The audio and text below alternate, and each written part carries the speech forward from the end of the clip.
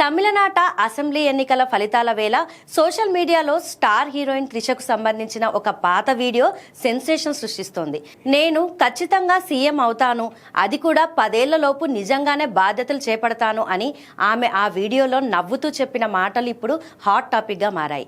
సరిగ్గా ఆమె 43వ పుట్టినరోజు నాడే ఎన్నికల కౌంటింగ్ జరగడం, అందులో దళపతి విజయ్ పార్టీ ప్రభంజనం సృష్టించడంతో ఈ వీడియోకు మరింత ప్రాధాన్యత ఏర్పడింది.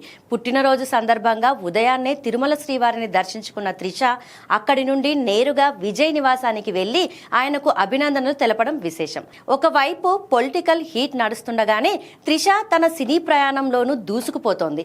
మెగాస్టార్ చిరంజీవి సరసన ఆమె నటిస్తున్న విశ్వంబర చిత్రం నుండి అవనిగా ఆమె లుక్ ను మేకర్స్ విడుదల చేయగా, సూర్యతో కలిసి నటిస్తున్న కరుప్పు టీం కూడా ఆమెకు బర్త్డే సర్ప్రైజ్ ఇచ్చింది.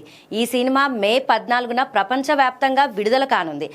సినిమాలో రాణిస్తూనే 10 ఏళ్ల క్రితం ఆమె చేసిన సీఎం వ్యాఖ్యలు ఇప్పుడు నిజమవుతాయా అంటూ నెటిజన్స్ ఆసక్తిగా చర్చించుకుంటున్నారు. వరుస ప్రాజెక్టులతో బిజీగా ఉన్న విజయ్ గెలుపులో ఆమె భాగస్వామ్యం చూస్తుంటే భవిష్యత్తులో త్రిష రాజకీయ అరంగేట్రంపై మరిన్ని అంచనాలు పెరుగుతున్నాయి.